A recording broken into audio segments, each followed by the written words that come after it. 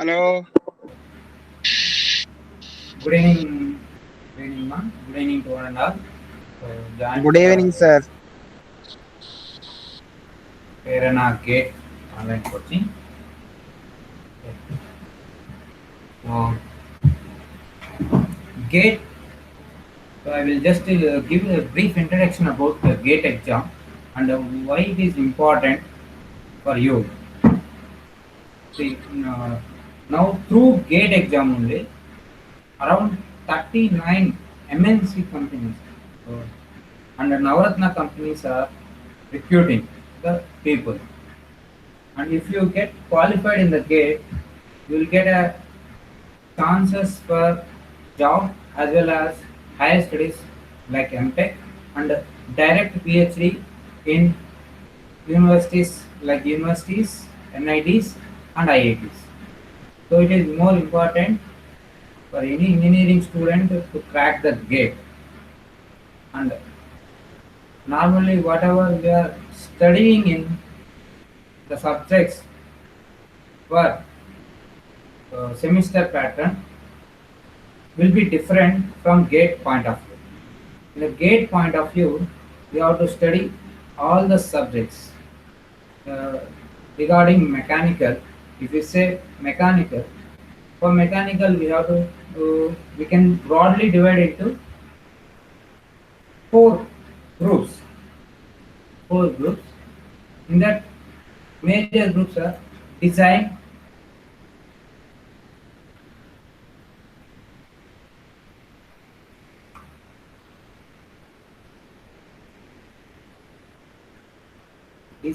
thermal, manufacturing, and production. So these are the major groups. So we are in mechanical engineering.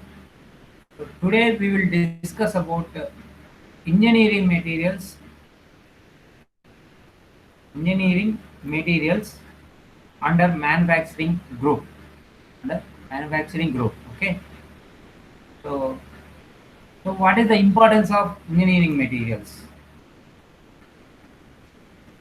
So if you are going to do any product, if you are going to manufacturing a product, first you are going to take the design of that product, particular product. Okay, design of the particular product. So after that, the material is the most important thing. The selection of the material for selection of the material is the most important thing for producing a Producing a product. So in a materials, mostly we will discuss about the structure and properties of the materials, phase diagrams, and heat treatments and stress strain diagram of a material. So the in as a gate point of view, we will get mostly in the engineering materials, we will get a, like a based on the structure and property oriented questions. Based on the structure property oriented questions. As you already studied about material science, so I will just recall one question which I already asked in the earlier GATE exam. What is the crystal structure of a aluminium? What is the crystal structure of a aluminium? What is the crystal structure of a aluminium? So please, can anybody respond? You already studied in your earlier classes. Okay, what is the crystal structure of a aluminum? So the question will be like the crystal structure of aluminum is A. Body center cubic, B. Face center cubic, C. Closed pack hexagonal, D. body centered tetragonal.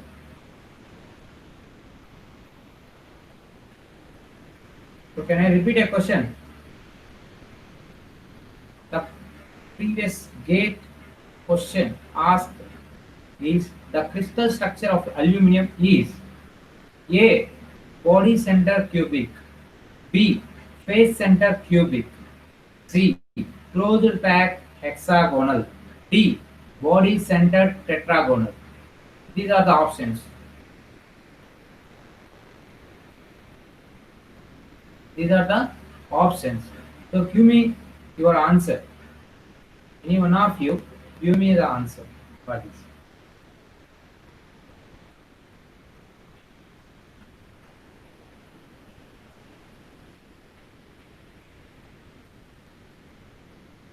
Okay. So face center cubic structure is the answer for the question I have asked. Face center cubic structure is the answer for the question I have asked. So here in engineering materials, we will mainly discuss about the structure and the properties of the material related to material structure. Material structure. So coming to the point, materials mainly classified into two types. One is the crystalline structure, crystalline materials, and other one is non-crystalline materials. So they may ask a question in the next upcoming gate exam. They may ask the question: the amorphous structured material is A. Copper, B. Silicon, D. Iron, no, sorry. C. Iron, D is glass. D is glass. So they may ask the question like this. So glass is an amorphous structure.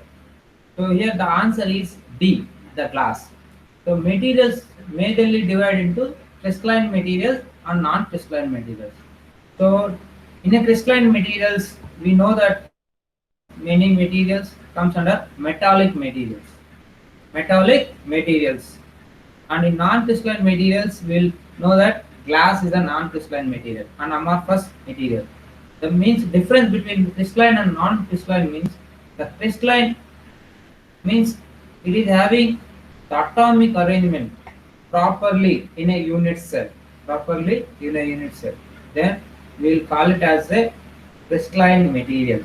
If it is not having proper atomic arrangement, then we will call it as a non-crystalline material. So mostly crystalline materials are metallic materials which are opaque. Opaque and lustrous means when any light focus on the material that will reflect. That will reflect. And metallic materials broadly divided again into ferrous materials and non-ferrous materials. One more question may come as like which is the non-material in the below given materials. Non-ferrous materials. A. Iron, B. Steel, C. Aluminium, D. None of the above. So as a gate point of view, you will get a one question. One question in the engineering materials.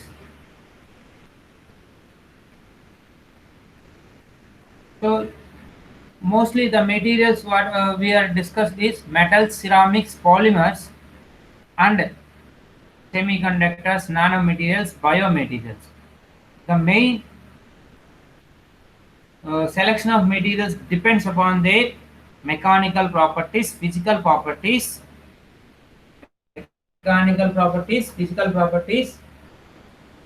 and their thermal properties.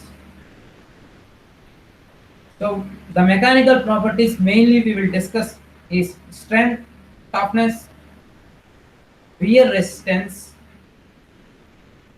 brittleness, plasticity, hardness, and malleability. These are the mechanical properties we will discuss in the material selection.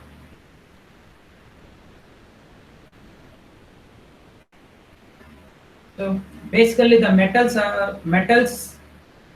are having a high strength, and plastics having low strength, and composite materials having moderate strength. Why? Because this is because of the interplanar distance between the atoms. So why we have to study the material science and engineering? So for selecting any material, we have to consider the cost and performance and the limits of the material. The limits of the material also. So whatever we have discussed in the material properties, like mechanical properties, strength and toughness and wear resistance, hardness. Based on these material properties, we will select the materials. For that, we need to study the material science and engineering. So this is the classification of materials. Materials will have the electrons in their outer shell. That's why it is having opaque in nature. And most of the metals are normally the example of metals are aluminum, steel, brass, and composites. Coming to composites is made up of different two or more materials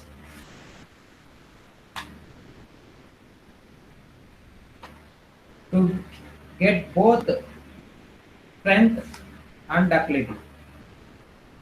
Strength and ductility, and newly innovative materials were developed through composites, and biomaterials mainly used for replace the human body parts, and semiconductors and ceramics, these are used in a electronic industry for storing memory cards storing memory cards.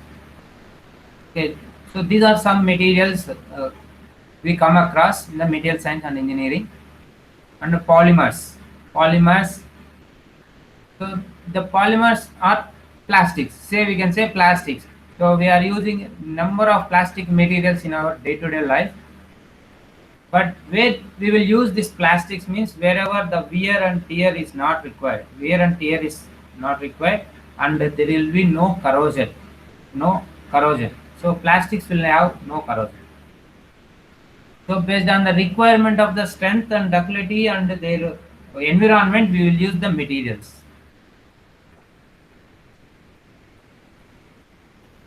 So the materials and their strength mainly depend upon their atomic bonding. So we know that atomic bondings, ionic bonding, covalent bonding, metallic bonding, and van der Waals bonding. So in ionic, so in all this bonding, ionic bonding is the strongest bonding, and in this the one atom will be given to the another element. One element is giving the atom to the ion to the another element. So another element is taking. So by that ionic bonding will be developed. And coming to covalent bonding, the ions will be shared by two elements. In metallic bonding, the atoms together will be there, and ions will be formed like a C, and so all ions will be shared by all atoms. The van der Waals bonding is the very weak bonding.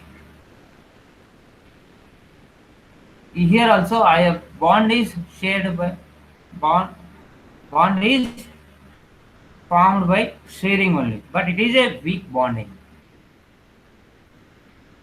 So coming to next topic, crystallography. So we already discussed the materials are mainly divided into two types. But mainly two types means crystalline materials, non-crystalline materials. In crystalline materials, we are going to study the how the crystal structure will vary from one material to other material. So the structure mainly based on the atoms arrangement, and these atoms arrangements will form grain structure.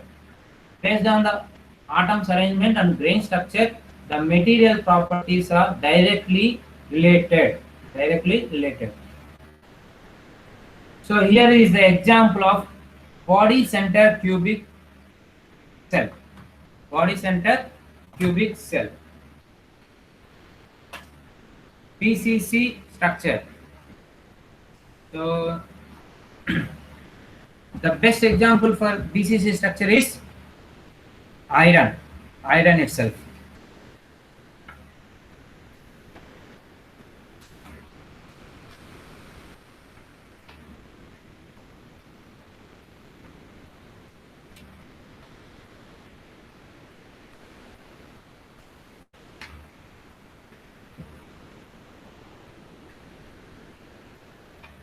So in this, the most important parameter in this crystallography is you have to know the different types of crystalline structures. We are having the main important crystalline structures like BCC, FCC, and SCP, and simple cubic.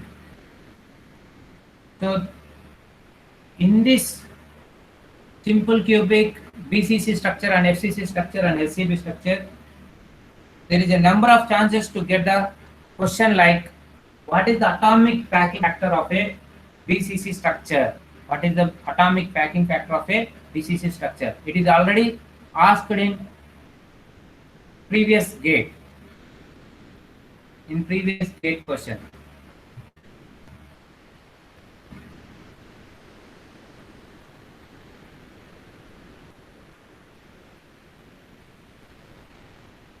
So the question will be asked like the atomic packing factor of a material with a body center cubic structure is. The answer is 0.64. We have to calculate. We have to calculate the atomic structure by lattice parameter.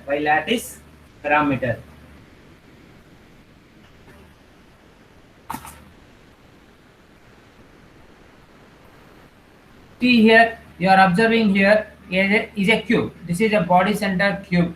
Here, if you observe, all the corners is having 8 atoms. 8 atoms. And in middle, in a body center, 1 atom is there. So here, there is a formula for number of atoms in a unit cell is equal to n is equal to number of corner atoms by 8 plus number of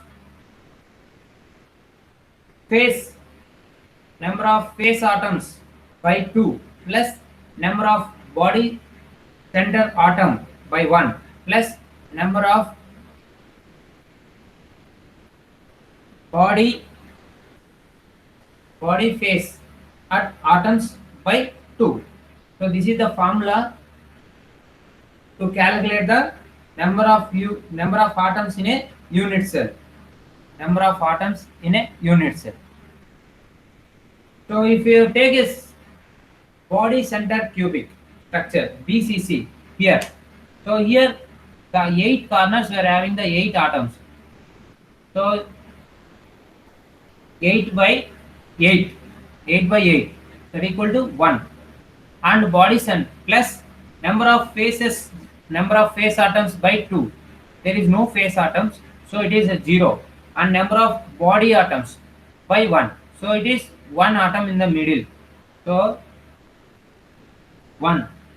So 8 by 8 plus 0 by 2 plus 1 by 1 plus 0 by 2. So total number of atoms in a body center cubic structure is 2. And here we have to take the lattice parameters. So if you suppose if you consider this unit cell as a room, it is having length, breadth and height. This is L, B, H. For a unit cell, we will take in a cubic cell. All sides are equal. A equal to B equal to C. So then A equal to in terms of atomic distance. In atomic distance, we will find for BCC structure.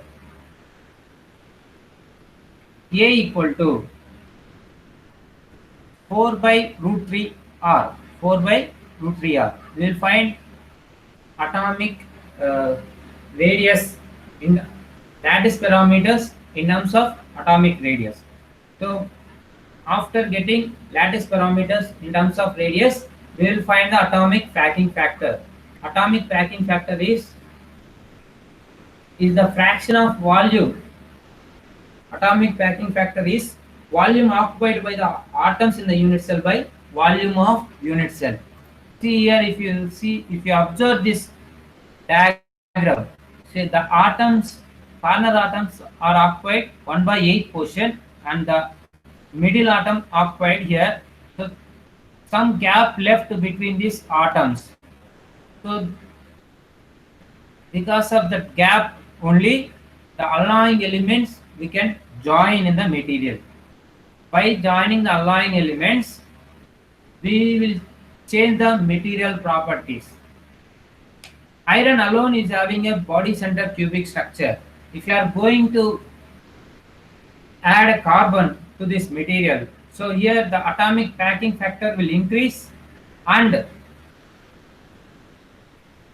also the reaction between iron and carbon will make the iron carbon Fe3C compound and will make the another atom and another crystal structure like FCC, austenite structure will form, and it will give the more strength to the material.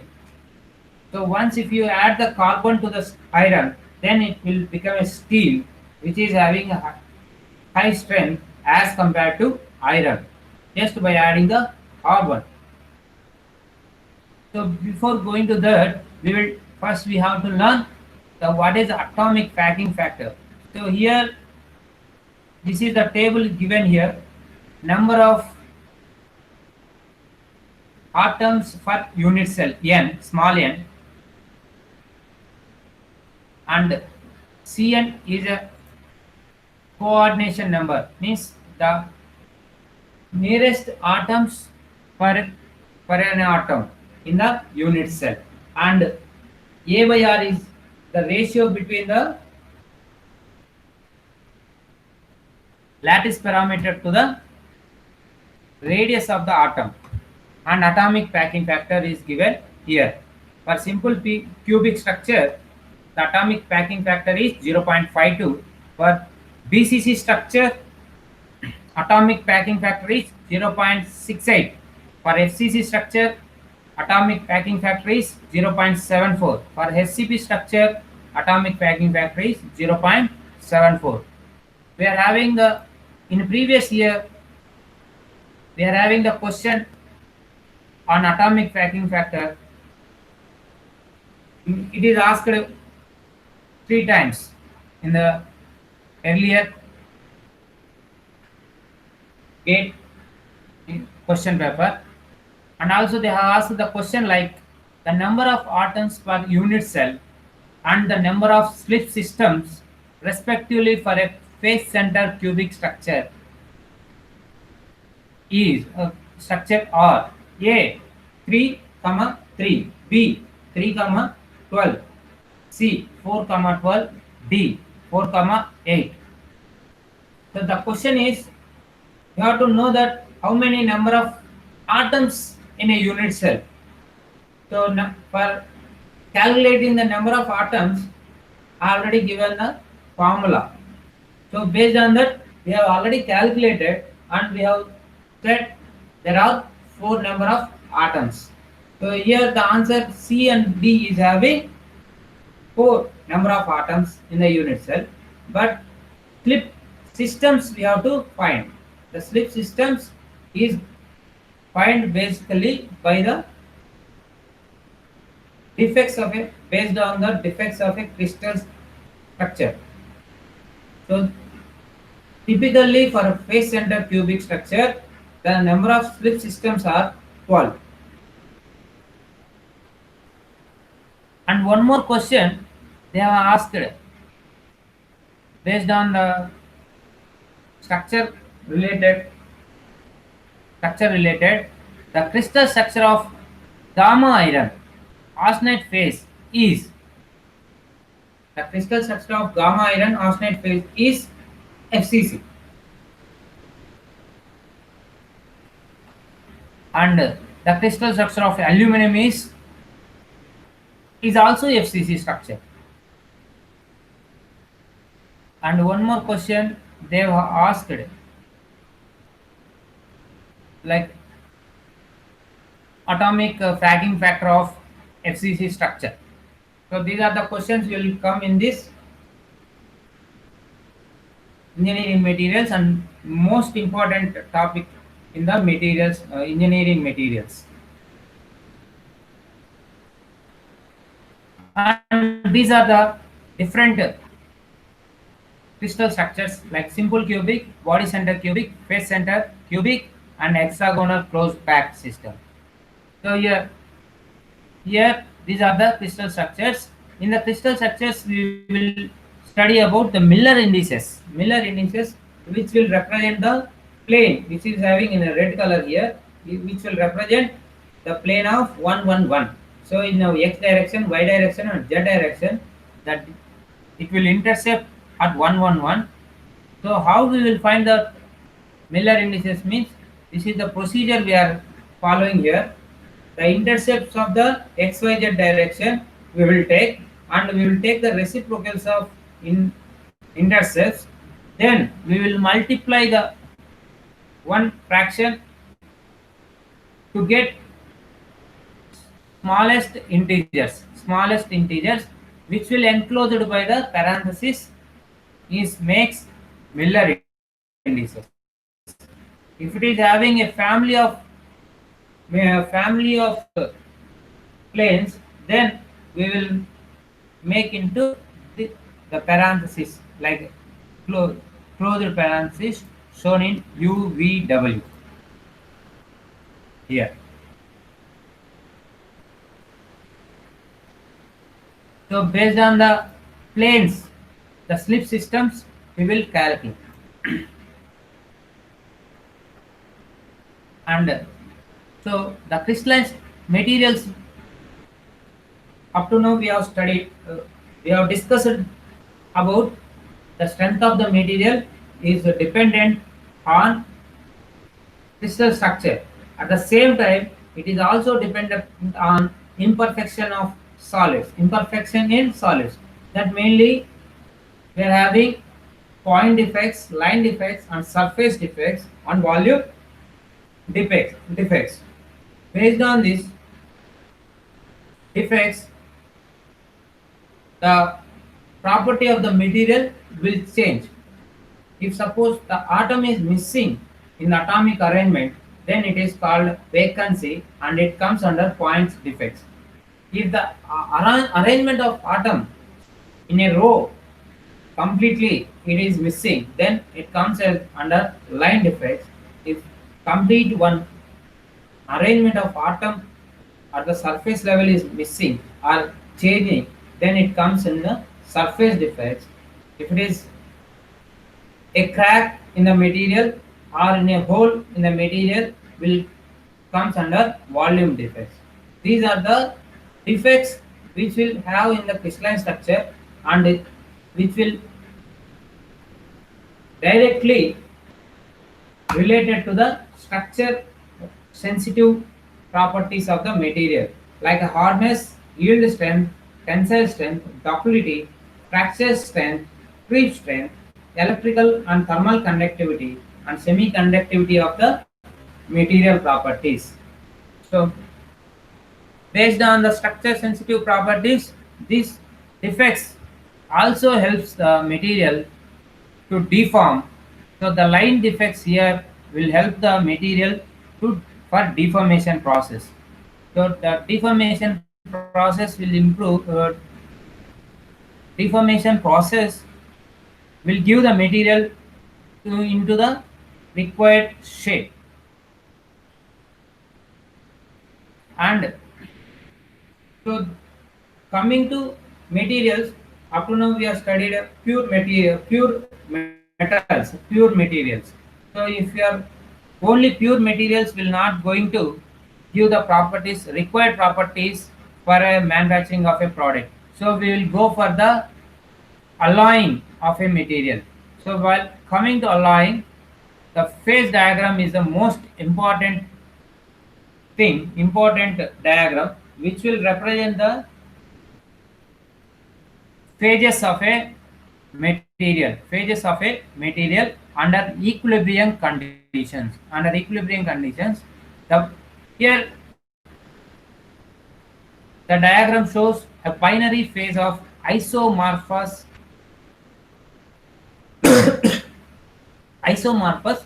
system. Here two substances are mixed together and in a liquid form and solidified.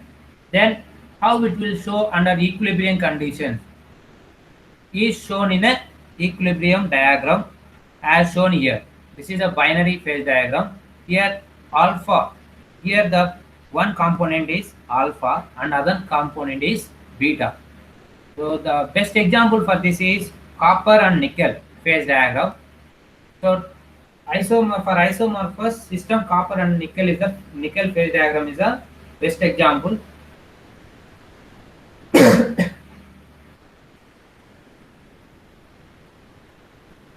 So in a phase diagram, we will discuss first how it will form from liquid to solid and what are the phases it will vary. So this is an isomorphous system, and next one is an binary phase diagram. This is also a two component system, but this is an eclectic system. So here in above system, the completely one solid means one material is completely soluble in other material like sugar in the water, whereas the below system completely it is not soluble. If it is incomplete solubility is there, then this is the representation of binary phase diagram of incomplete solubility. From liquid phase, when it is temperature is decreasing, then here this side 100% A, one is element, another side 100% B. This is another composition. So A will show you the alpha structure, B is showing the beta structure, and here while it is temperature is decreasing, then it will show the liquid plus alpha phase, liquid plus beta phase, and alpha plus beta phase here. So based on the solubility of a material, we are going to make the alloying elements and alloys. We are going to prepare the alloys for the solubility. Mr. Hume Ruther developed the rules. So how they have to, whether how much it is soluble in each one in another material. So the Hume Ruther rules are: the atomic radius of the solute and solvent atoms must differ by 15%. the crystal structure of solute and solvent must match. Means FCC structure of a FCC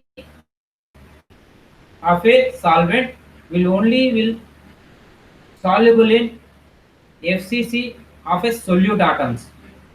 PCC structure will not uh, go and will not solute in the solvent. Okay, so the maximum solubility occurs when the solvent and solute have the same valency, and the metals with the lower valency will tend to dissolve metals with higher valency. So these are some numerical rules. The solute and solvent should have similar electronegativity, and if the electronegativity difference is too great, the metals will tend to form intermetallic compound instead of solid solutions. Here, here we are going to discuss that solid solution means the completely solubility of one phase to other phase in another one material to the another material. So here, so based on the solubility, we are taking, we are dividing the alloyings like substitutional and interstitial and ordered. So here, substitutional means one atom of solvent will replace by solute atoms, or solute atoms replaced by solvent atoms. Like example here is bronze. Here bronze, in the bronze, tin atoms are replaced by copper atoms replaced by tin. Brass. Another example is copper atoms replaced by zinc. So in another solid solution is interstitial. Very small atoms are directly go into the interstitial space of large atoms. Like as we are shown in the crystal structure, there will be a small gap. In that gap, any atom will go and place that interstitial solid solution. Comes under interstitial solid solution. Another one is ordered solution. Solid solution means here both are interstitial substitution, both are ordered.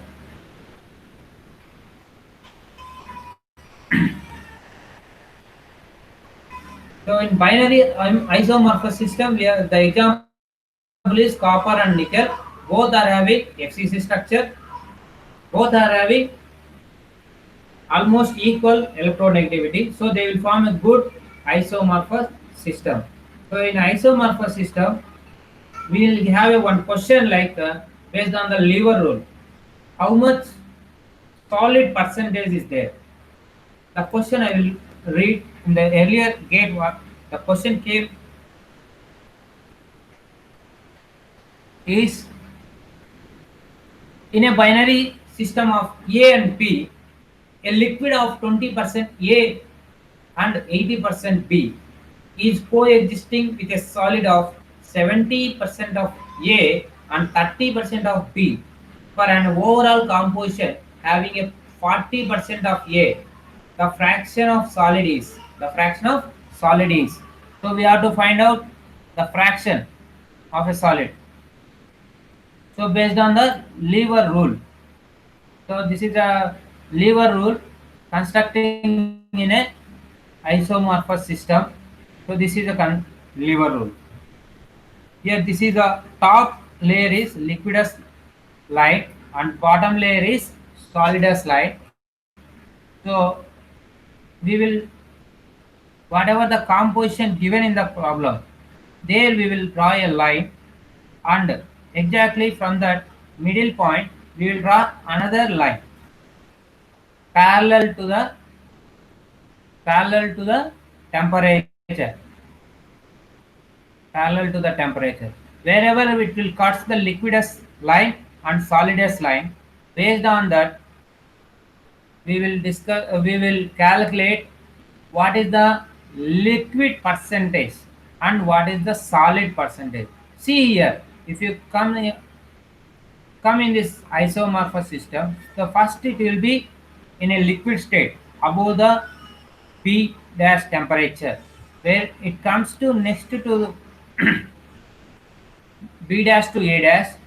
It will be in some portion will be in solidus and some portion will be liquid. In and if you comes below A dash temperature, then it is completely solidus structure. So here what will in the liquid state completely the material or this composition will be same at this each and every composition point. Suppose if you take here the given point is 90%, here the composition is 90 percentage B and 10 percentage of A. In the liquid state, it will be like 90% B and 10% A. Whereas here at the bottom below is solid also will have 90% B and 10% A. In a liquid state, here in a solid plus liquid state, we are having solid and liquid. So here we have to find out in a solid what is the percentage, in a liquid what is the percentage of A and what is the percentage of B. So that depends upon the lever rule. So based on the lever rule, we will find out what is the percentage of solid and percentage of liquid in a or in a percentage of composition with respect to solidus line and with respect to liquidus line. So this is another binary eutectic system.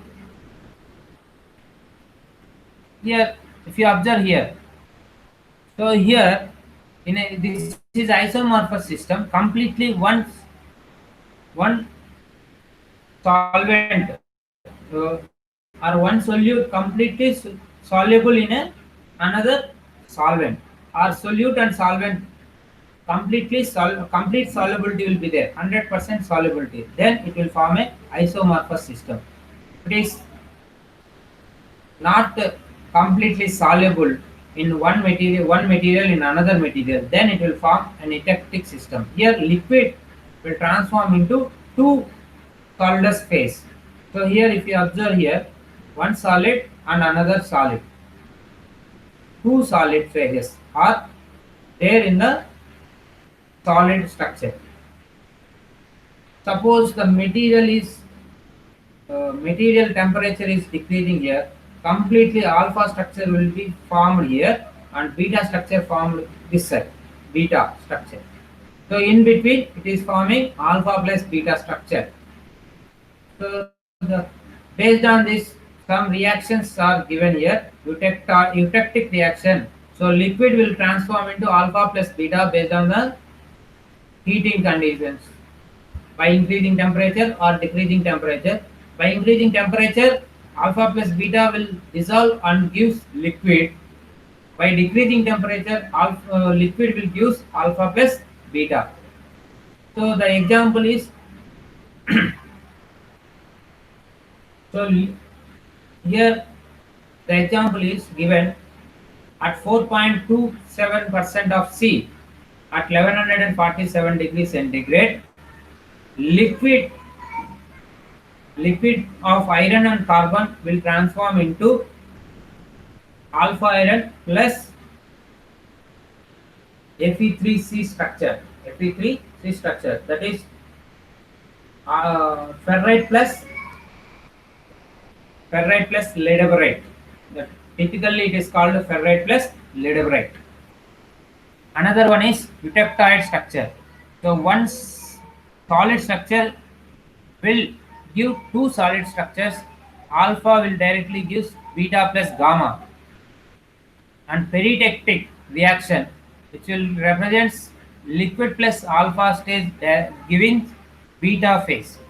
And peritectoid will give alpha plus beta directly proportional to gamma. So here two solids will form into a single solid. And monotectic reaction, liquid will give liquid plus another phase. In monotectide, one solid phase will give one solid phase alpha 1 will give alpha 2 plus beta phase. Okay, so these are the synthetic phase. Two liquids will give in one single alpha phase. So these are some reactions in the equilibrium diagrams. So coming to iron carbide phase diagram, this is the most important phase diagram in a material selection. See, alpha ferrite will have BCC structure, gamma ferrite, gamma arsenide will have FCC structure,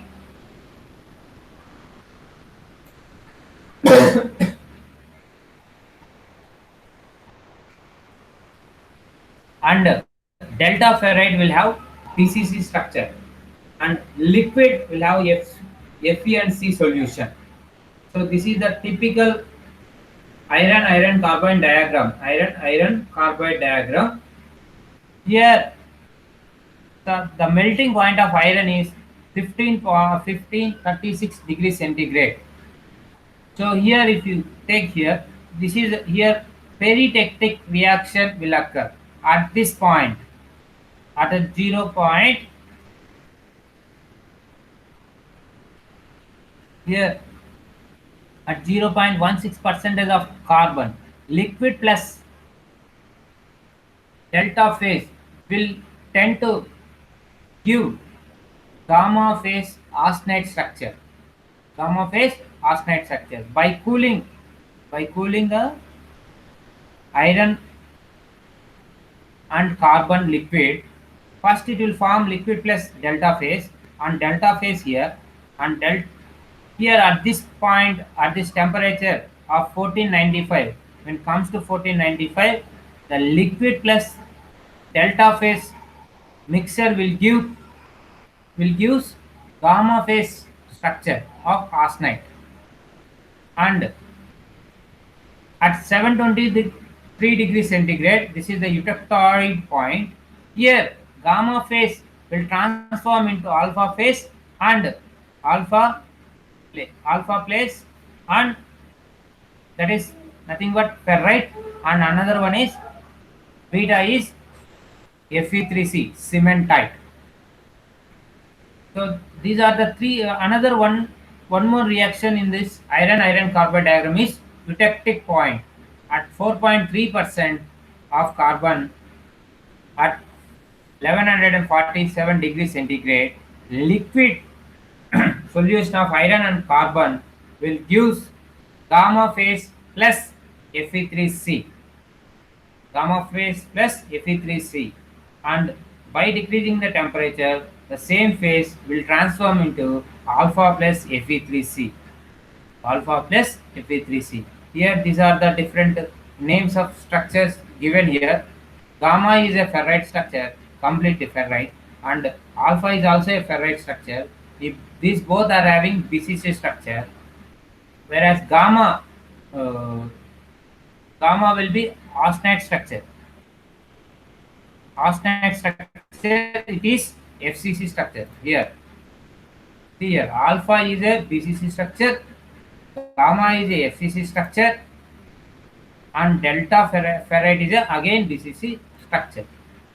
And Fe3C, we will call it as a cementite. It is the compound, intermetallic or intermetallic compound.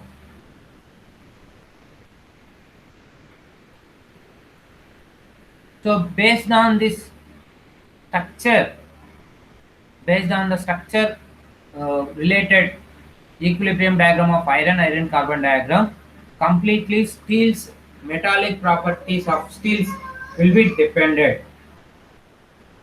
For this we are going for the time temperature transition diagram, TTT diagram, for changing the metallic properties of the material, mechanical properties of the material. So this is the isothermal transformation diagram, that is TTT curve. So this is the TTT curve shown for a steels. For a steels, see here, this is the isothermal transition diagram. So here, above which temperature T above 723 degrees centigrade, the gamma phase, when the material will be in gamma phase. When if you are cooling, when you are cooling in the isothermal way, then here A will be the austenite phase and P will be the perlite phase, B will be the bainite phase, and M will be the martensite phase. Based on the cooling environment you will give, based on that the crystal structure will vary. By varying the crystal structure,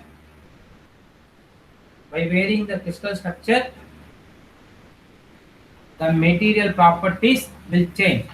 That by giving heat treatment of steels, we will change the material properties. So the different types of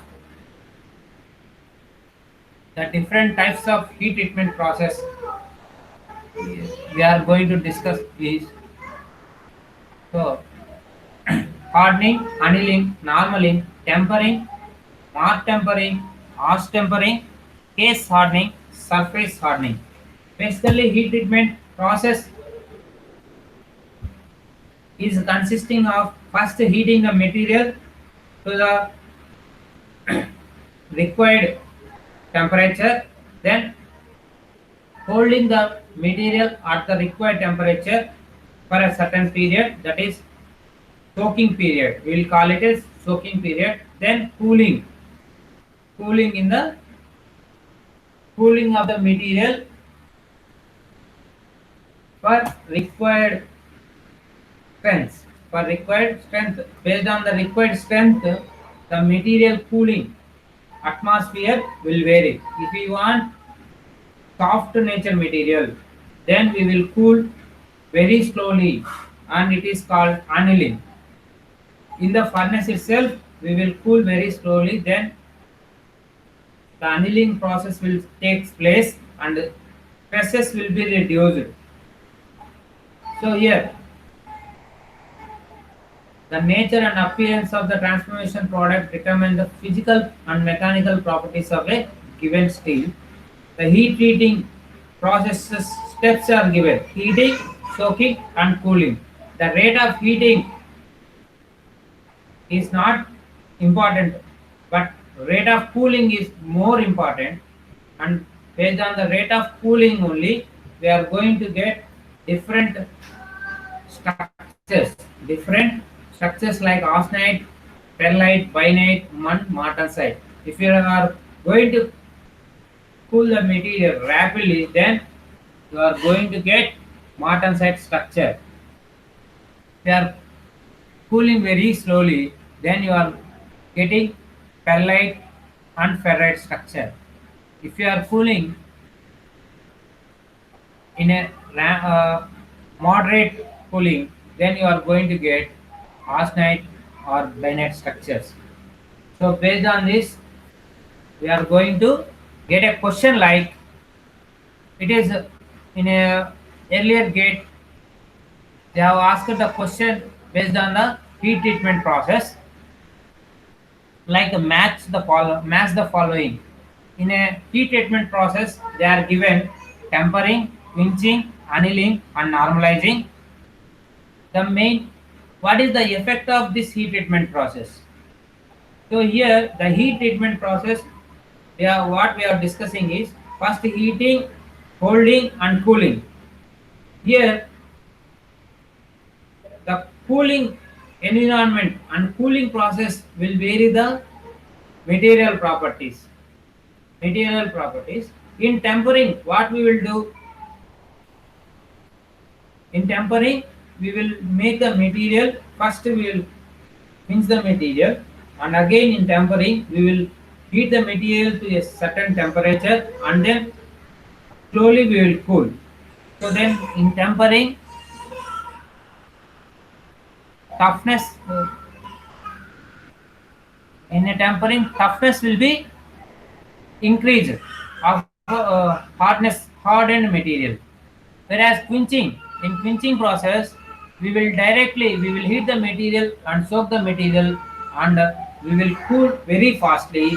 Then the material will be having no sufficient time to form the small larger grains and to form a crystal so clear crystal structure.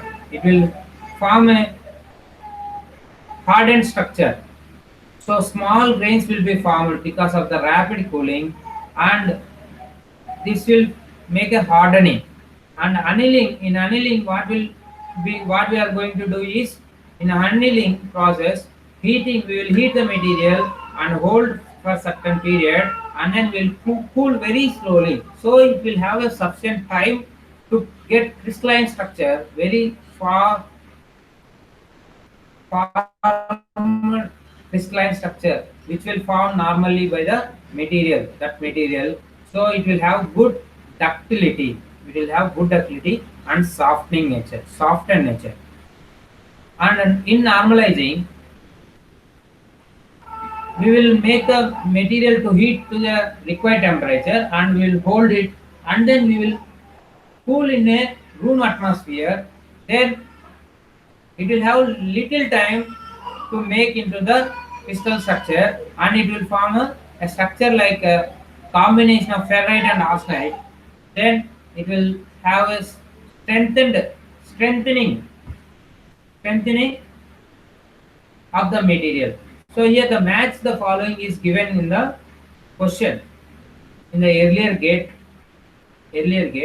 So heat treatment process, one side they are giving the tempering, pinching, annealing and normalizing, and another side they are giving the effect, that is the strengthening, toughening, hardening and softening. So you have to choose what is the answer for this.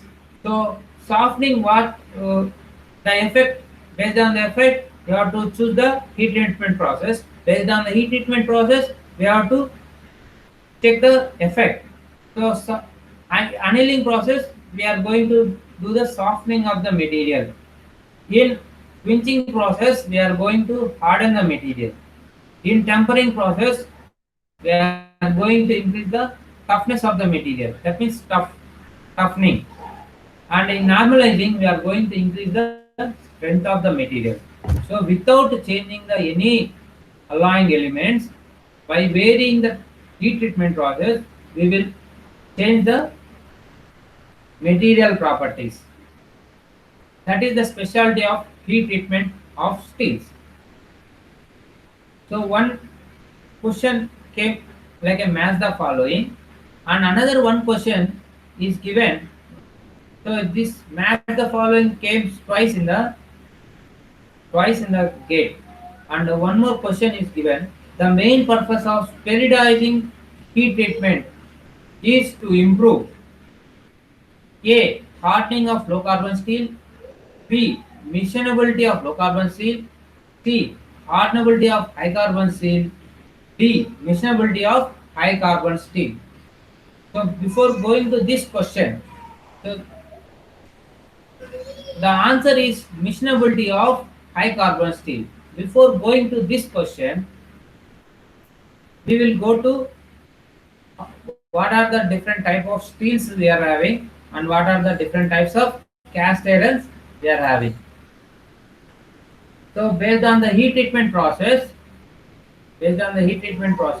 we can change the material properties.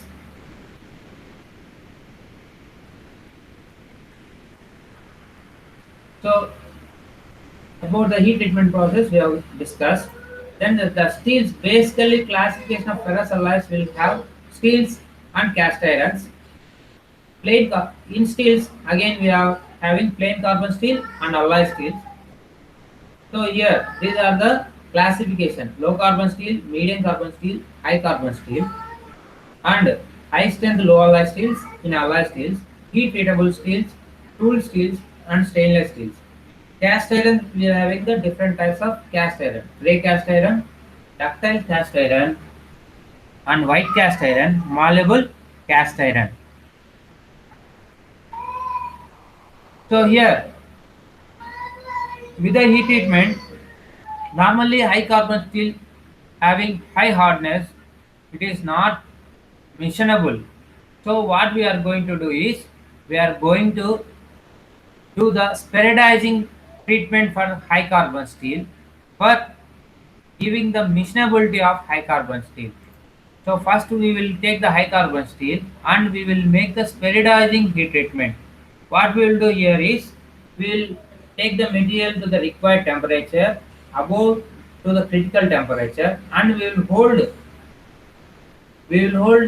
the material soaking period, at the soaking period, and at that soaking period, what will happen? The water, whatever the carbon steel, in the high carbon steel, the carbon content is there, free carbon, that will accumulate and gather and makes the spheroidal carbon atoms. So because of that, that will improve the missionability of the high carbon steel. So these are the crystal structure of cast irons.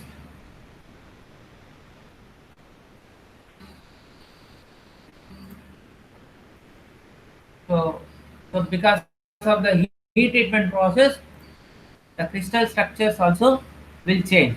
So if you in the cast irons, if it is fast cooling is occurred, then it is form white cast iron. If it is moderate cooling occurs, it is called gray. It will form a gray cast iron. If slow cooling occurs, it will form ferritic gray cast iron. If another one is from here, this white cast iron, again if you are reheat and cool, then it will form ferritic malleable and ferritic malleable cast iron. Malleable cast iron, we are here. We are getting here. And if you are going for slow cooling, then you are getting nodular cast iron. So this is the about heat treatment process and engineering materials and heat treatment process. And directly strength is in the materials, strength is directly proportional to the hardness and inversely proportional to the toughness. So apart from steels and metals, we are having ceramics, polymers, composites, and polymers, super alloys, and nano materials. So by going smaller microstructure, the strength will be increased drastically. So in a mild steel, we can see the stress strain diagram of a mild steel. So upper yield limit, lower yield limit, ultimate strength, and fracture strength. We can observe in a mild steel. That curve I will just give you later.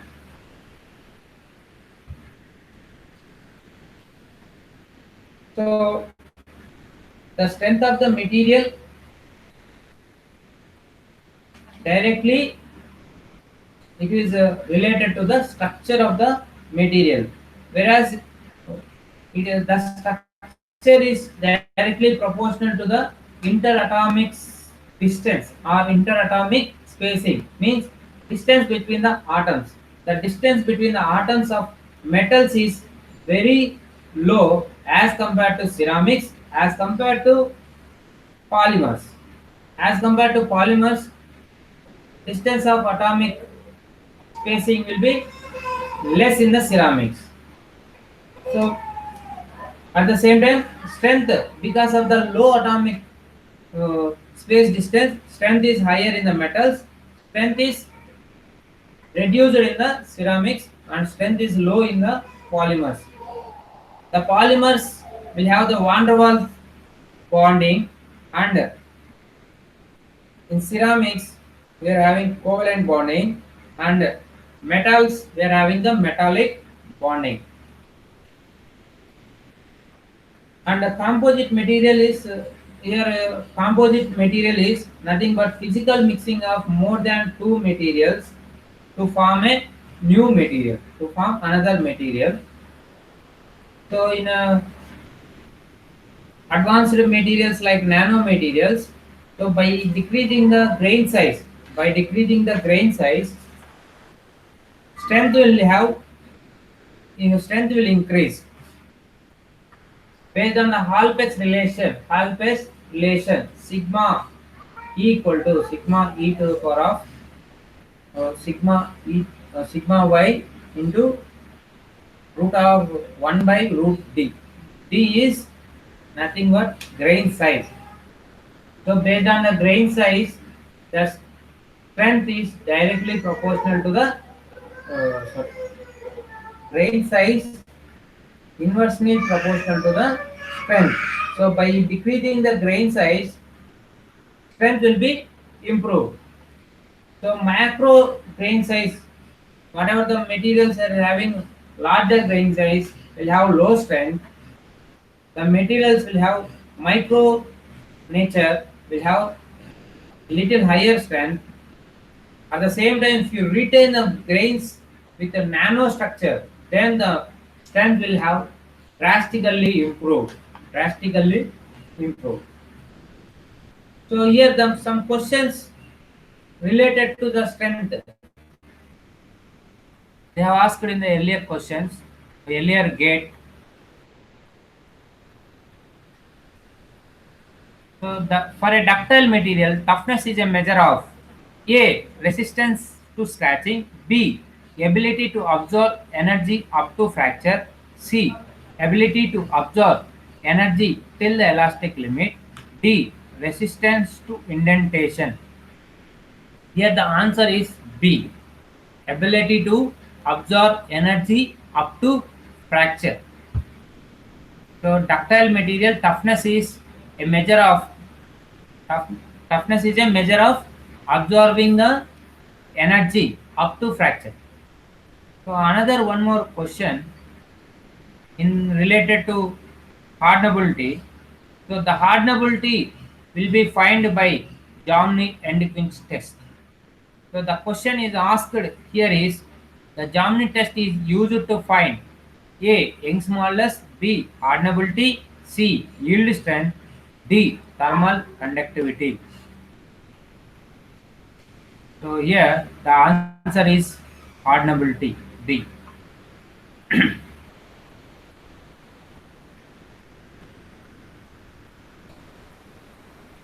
And another one more question related to elastic and plasticity material. The Poisson's ratio for a perfectly incompressible linear elastic material is A 1, B 0.5, C 0, D infinity.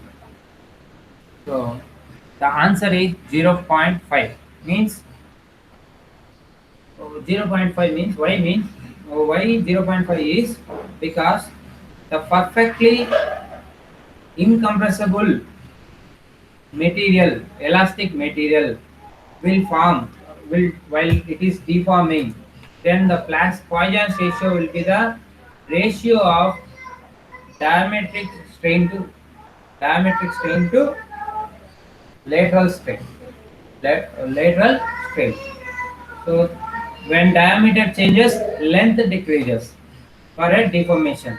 So it is 0.5. In another one more question asked in the earlier, in the engineering stress strain curve for a mild steel, the ultimate tensile strength refers to A. Yield stress, B. Proportional limit, C. Maximum stress, D. Fracture stress. Here the answer is maximum stress. This you will get in a engineering mechanics as well as engineering materials.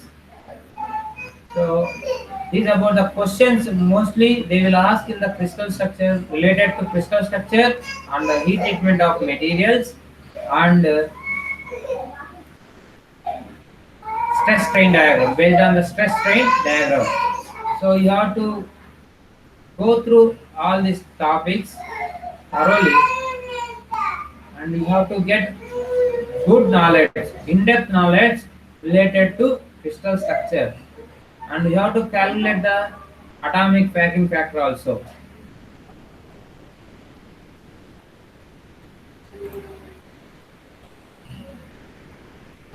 So if you are having any questions, you can ask me now.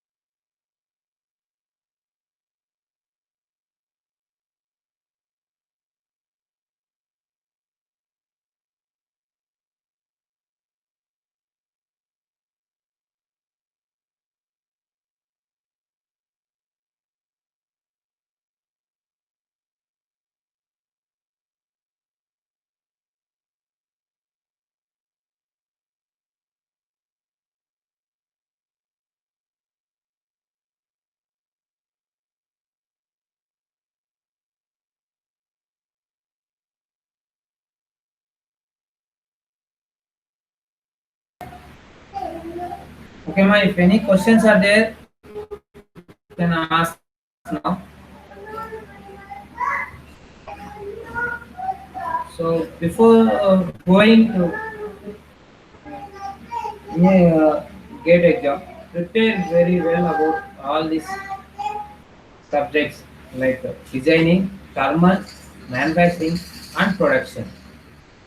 So each module is having their importance, and under manufacturing, they are getting engineering materials, and we are having around 1 to 3 marks weightage in that gate. Okay, so be prepared and all the best. Thank you. If no questions, we can end the session.